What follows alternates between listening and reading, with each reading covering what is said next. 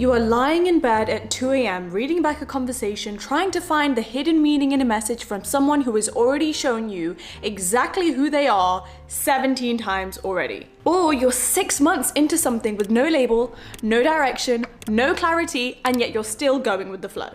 Or maybe you're completely single. You've gone on your self-love journey. You are doing everything right on paper. You know exactly what you want, and you still can't figure out why you've not found the person for you yet. Is there something wrong with you? Absolutely not. But there is something working against you, and most people don't know what it is. You just have to know the real steps in the real work that's gonna get you the real change in the person you're looking for, and this is how you do it. This reality check has been a long time coming. I've had the idea for this video for years, and I've never quite gotten around to it because I don't like to make a whole lot of videos about men, about dating, and about relationships, because my whole thing is self-obsession, self-love, focusing on yourself. However, I have found myself increasingly telling these tips and pieces of advice and stories to people in my life and them actually benefiting from it. And I've realized, why have I not said this online yet? Because I'm basically saying all the things I did in my own journey to find the absolute man and relationship of my dreams that I am now nearly officially 4 years into. Everyone needs this reality check. Buckle up, because this is about to be your harshest reality check ever. We have to start with the fact that you don't have your dream relationship yet because you don't actually believe deep down subconsciously that you can have it. So many people block what they want even when they know exactly what they want, even when they're trying to manifest it. And I know this because this was the exact space that I was in. You can know exactly what you want. You can have written a list of your standards. You could be actively manifesting it all the time. You could even describe your dream soulmate to your friends in specific detail, but none of those manifestations and none of those methods are gonna work if you still have a deep-rooted belief that this is still to be earned, that this is still a journey to go on, that this is still something you have to chase and wait for. I think the difference really lies in, yes, you might be able to talk about the person that you want, but can you actually visualize them? And when I'm talking about this, I mean, have you made space for this person to enter your life? Can you visualize yourself being with this person on a day-to-day basis, whether it be eventually moving in together, whether it be going on weekly date nights, even down to the detail of, have you stopped entertaining people in your DMs yet? Because if you haven't, how are you supposed to visualize yourself committing to one person and being in a successful, healthy relationship if your current lifestyle doesn't even align with that? And if your journey is anything like mine, you might be subconsciously blocking this soulmate from entering your life if you feel like you're not quite ready, you still need to heal, there are so many parts of you that need to be fixed, you feel insecure, not beautiful, not worthy of love, not ready to be vulnerable in all parts of yourself with somebody else. Maybe you still have trust issues from a past situationship or relationship, and for that reason you are blocking this new love from coming in because you don't want to face those traumas, you don't want to face those things that you have to work through. And so then what happens is you are out here asking for this soulmate and telling everybody these are your standards and what you want, but in reality you are holding that person at arm's length because there is a little part of you that is scared and not quite ready, and you're not even doing the work to overcome that hurdle. And that is exactly why on this journey of getting ready for your dream relationship, or just manifesting anything in general, while you can be doing the conscious work of manifesting and writing lists and visualizing and vision boarding, that's all great and that does work, but only when it's put hand in hand with the subconscious work. Because when it comes to manifesting, the universe is so psychological. So it doesn't even matter what you're writing down and what you're saying outwardly if that's not matching what you believe on the inside. If psychologically and subconsciously you believe that there are other women that are more attractive, there are other women that are more deserving, there are other women that are further along on the journey, and that other men would want more than you, that order gets fulfilled by the universe. All the universe is hearing is, yes, okay, if that's what you believe, if that's what you're saying, I'll just keep following that. So my very first point in this reality check is the most powerful thing you can do for yourself is to understand that you are worthy of the love you desire right now, without having to look perfect or lose weight or be a certain type of woman that in your head you think only they can have the ring, only they can have the marriage. Instead, it's about doing the identity work and understanding I am an amazing person. Somebody would be effing lucky to have me because you are so hyper aware of everything you bring to the table, whether it be your personality, your humor, your energy, how you can influence other people, the good influence you are. You bring so much to the table, and that's what you should be visualizing. But this whole time you've been visualizing, what do I do if I get hurt and how can I protect myself from that? Which is just something your brain is going to do naturally anyway because it's constantly scanning for dangers and it wants to protect you from that. But because you are letting that run wild and you are not intercepting and interrupting it with a positive visualization, that's why you keep pushing away your real desire. And then you have to be able to visualize you at your most most vulnerable, at your rawest, on a basic day of you sitting at home, couch rotting, and still being worthy of that love and of that relationship. You will be way more likely of attracting your dream person and your dream relationship by first believing that you are allowed to have it without needing to be perfect first. This links into my next point, which is the fact that you are keeping the door shut and you don't even know it. And I have to say right now, I gotta call out those of you who are watching who have some sort of situationship that you have not fully cut off yet.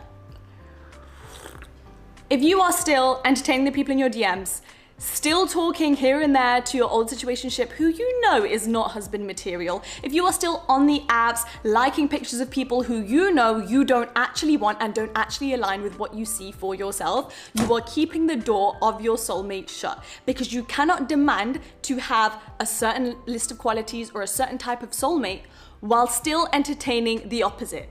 It quite literally does not make sense. It's the equivalent of somebody saying, I really want to be financially free and I want to start my business, and they're not setting up their website, they're not doing the research, they're not reading the books, they're still staying stuck in their 9 to 5 and not reducing their hours so that they can actually make the space to start the business. And therefore, they don't get any ideas, they don't get any orders because they haven't adopted the identity of a business person, and they are not showing up with the habits that a business person would have to have that lifestyle and to have that stream of income that they want. In other words, you can't keep doing the same thing and expecting different results. The harshest thing I can say to you is that you are still making a choice. Every single day you entertain somebody who you know is good enough but not quite there up with your standards, you are making a choice to push what you could be worthy of and what your highest potential is further and further and further away. Your actions are doing that, nobody else, okay? It's not your situationship's fault even that they're mistreating you. That's not good, but they don't owe you anything. They're living their life the way that they want to, and that's gonna get them their results.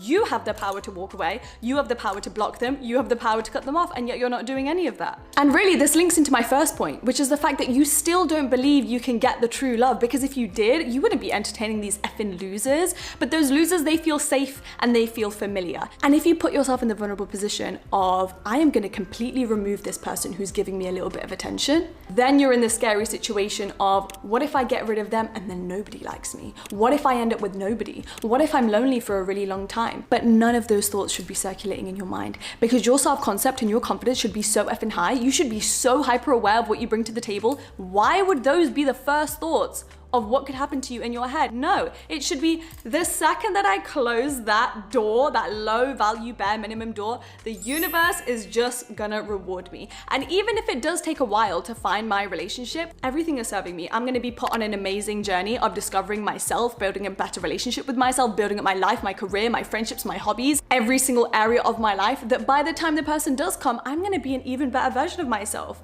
Literally, there's no way that I can lose. That is the way that you need to see yourself in this situation. And it is the women with those kind of mindsets that find people that are actually good for them. It can be difficult, and it might require shadow work, journaling, inner work, going back through your traumas, your limiting beliefs, your self-doubts. For some people, maybe even therapy. There's nothing wrong with that.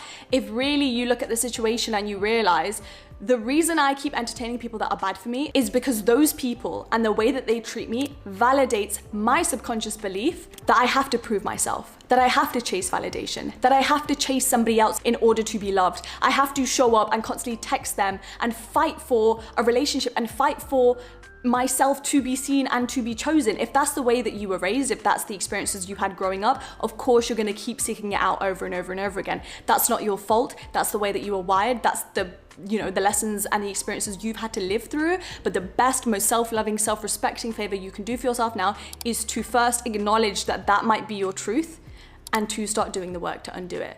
And the biggest, bestest, most transformative thing you can do for yourself is to understand, firstly, that is what's happening. So many people are so delulu to the point where they don't even understand that's how they're treating their reality, and then years go by without them being able to fix it. The first step is acknowledging that's where I'm at. And let me hold your hand when I say this, okay? When I say you need to shut that door, I don't even just mean stop talking to them, because maybe you have. I mean unfollow them. I mean stop looking at their stories. You need to cut that cord. You cannot be consuming their content. You cannot be checking up on them. You need to have a life where they literally don't exist anymore. You have no idea what they're up to. You don't hang around with their mutuals who talk about them. You don't know what their life updates are. You don't know where they are, to the point where eventually you forget their name. That is the goal, okay? But the longer that you're like, oh, we're not talking, but like we're friendly, so I'm gonna keep them on my Instagram, the longer you are keeping that connection, which is gonna prevent the new connection that you actually deserve from coming into your life. Every time you feel the urge to stalk his Instagram, I want you to envision the fact that that is quite literally the equivalent of you being in a door frame. And if you walk through the door frame, you go to the other side of your life with your highest potential and your soulmate waiting on the other side. And if you go this way, back through the door into the room that you were just in, you go back to the person that mistreats you, right? You go back to everything you've always had that you know you don't want, which is why you keep dreaming bigger. And you are standing in this door frame, okay? And your foot is still in it. Your foot is there blocking the door from being shut so that you can finally move on to the better reality. That is exactly what is happening every time you talk to them, text them, read their messages, ask about where they are or what they're doing, or find out information about them from other people. Envision that foot in that door blocking a better reality that you could have. And every single day that goes by where you miss them and you have cut them off successfully, remember that door is shut. Do not reopen it. Do not reopen it, because every time you reopen it, you are undoing all of the hard work that got you to this point. Nobody ever said the journey was gonna be easy, okay? Trust me, I went through it. I went through months of wanting to text exes and chase male validation and get that attention. It's normal, it's human, we all go through it.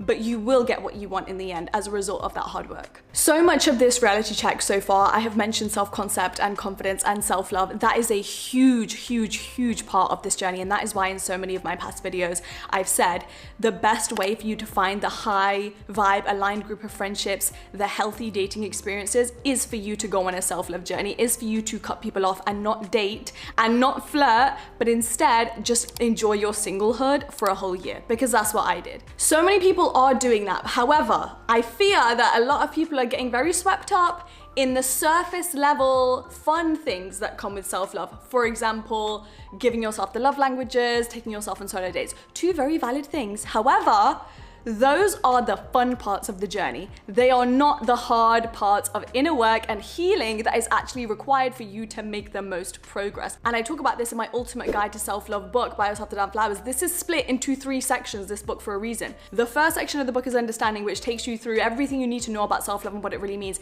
The second part of the book is healing.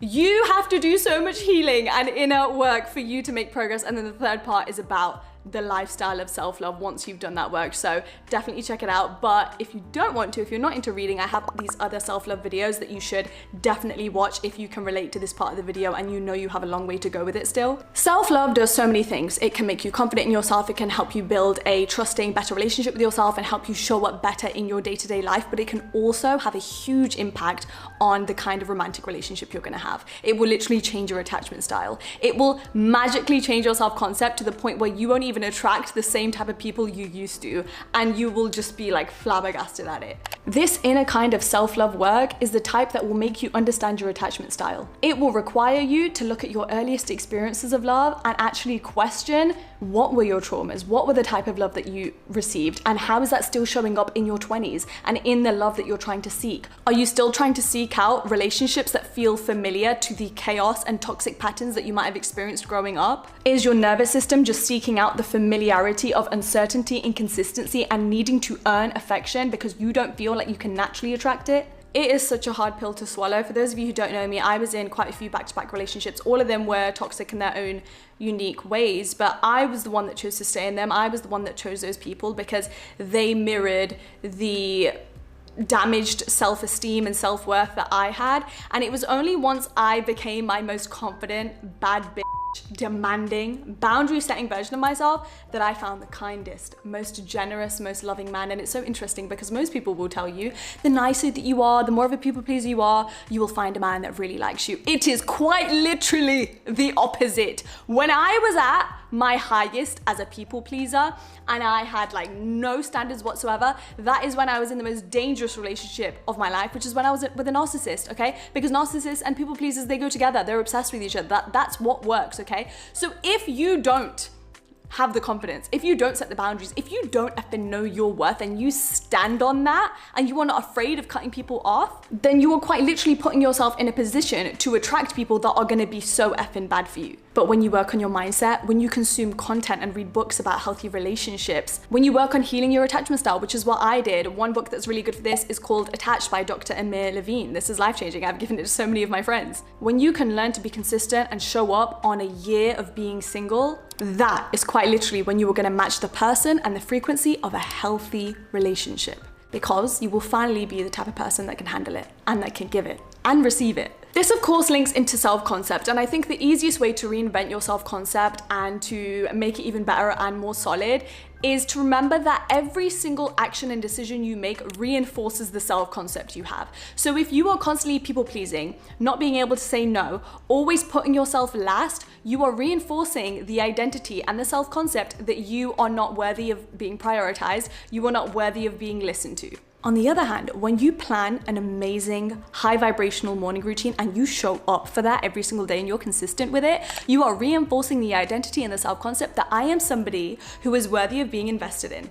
I am somebody who is worthy of beauty and time and these gorgeous rituals. I am worthy of improving myself, working on myself, being obsessed with myself, and not constantly waking up in a day and rushing off to everybody else's needs. Your self-concept will quite literally determine what you are able to manifest in this life, and nobody talks about that enough. That is exactly why I have so many pages in my Obsessed with Manifesting journal that is called self-concept work. Because if you are not doing your self-concept work, and this guided journal is a really easy way to do it, you cannot manifest fully, okay? You need to understand, who do I want to be, where am I right now, and how can I close that gap? What signs of limiting beliefs or old traumas are holding me back from becoming the type of person that can receive all of the high vibe, amazing things that I want? Remember that on this journey, the partner that you want, the one that's grounded, emotionally intelligent, secure, confident, successful in who they are, you don't attract them by just wanting them. You can only attract them by operating at that exact same frequency yourself, by being the type of woman whose self-concept is so solid that she's not looking for someone to complete her, she's just looking for someone to match her. You are a match to that person. You have that confident energy. So much of my advice on this topic is about mindset, and I really feel like that is where all the work happens. However, as always, I do want to give you at least one practical tip,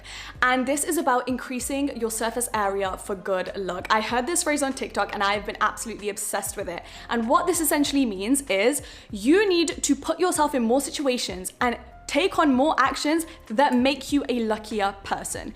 You are not gonna get more good luck by sitting at home all day and doing nothing, okay? As a bare minimum, take a trip to your favorite cafe once a week, go to new places. If you can, travel more. Put yourself in situations where you are gonna meet people that you didn't even know existed. I have heard so many amazing love stories in my life of people who got married and just are still together to this day, of people who have literally met on the London Tube. I kid you not, there was this amazing story of somebody that I know where they were literally on the tube on their way back from a workout. She's a queen who shows up for herself and goes to the gym every morning. We love it. She was literally in her gym clothes. She had to go home to get ready. And it was on that tube where a guy approached her, got her number, and then they got married years later. And they're still together. Like, you would never expect it, but it's you leaving the house and doing things, and even just going about your day and achieving your goals, that you might meet people along the way that match your frequency and match your vibe, because you're doing the right things to align with them. While I am saying this though, if you are traveling, if you are going on solo dates, do not make the mistake that every single time you walk into a cafe, you think, oh my God, am I gonna meet my soulmate here today? No, you need to be so effing detached from the whole process. The second that you start thinking in that way, you immediately go back to that chasing mentality, that I need somebody to complete me mentality. It is okay to want a romantic partner and to want the right love, but you should not be desperate to find it. You should be so confident and so assured and secure in the fact that you are so certain it's gonna happen for you. You're just going into a cafe to enjoy yourself. Why would you be thinking, oh my God, I'm gonna find my soulmate? Because you are already a confident woman who knows it will find me when it's ready. It will find me when the time is right. I am unbothered and I'm living my life in the meantime. So I want you to show up, go to the event you normally wouldn't, even post the content online. So many people meet digitally now. Say yes to the invitations that make you a little bit uncomfortable because you've never been there before. And while you're doing all of that, do it for your growth and your goals, and then who knows who you might meet along the way. And I have to save my most important point for last. Stop making it about your worth. Not having your person yet, being single for so many years, having a few breakups, even being stuck in a situationship, none of that is indicative of your worthiness of being loved, of being in a healthy relationship, of who you are as a person. You not being where you want is not evidence that you are never going to be loved or this journey has to be difficult for you. And if you start thinking like that, I promise that's gonna manifest itself. If you believe that, if you're visualizing, oh my God, maybe I'm not attractive enough, maybe people don't like me, other people must have something that I don't. First of all, none of those things are true, okay? That's just self-doubt creeping in. You're choosing to believe it, and now that's manifesting into the universe. It was never about worthiness, and it has always been about alignment. The reason you don't have your person yet, the reason that maybe you've been attracting people that aren't really what you want, it's literally a matter of alignment. And when you do the mindset shifts and the actions that I've mentioned so far in this video, I promise you, you are actually gonna get different results, because you will no longer be the same person that got all of these results and all of these experiences that you've had so far. And I also wanna say to my single girlies, if you are ever scrolling online or even in real life, you see somebody who looks like they have the best relationship ever, and you just feel like that little bit of comparison and your heart just drops a bit and you feel that sting because you know that's really what you want, you need to cut that comparison BS out immediately, okay? And not even for the benefit of the other person, for yourself, because every single time you decide that looking at somebody else in a happy relationship is something that hurts your heart and makes you feel sad, you are just reinforcing scarcity around the whole thing for yourself. You are telling yourself a story about scarcity that is not true. You are placing this energetic order for exactly the outcome you are most afraid of, because that comparison and that scarcity is coming from you looking at what somebody else has and then feeling like, oh my God, I will never have that. If you are actually confident in your life and the results that you're gonna get, you would look at somebody else in such a happy relationship and be unfazed by it. Matter of fact, you would smile when you see it and you'd be so happy for them, because you would be so secure knowing it's gonna be my turn soon. Like, I am gonna get that. I can't wait. Look how abundant and visible love is all around us in the world.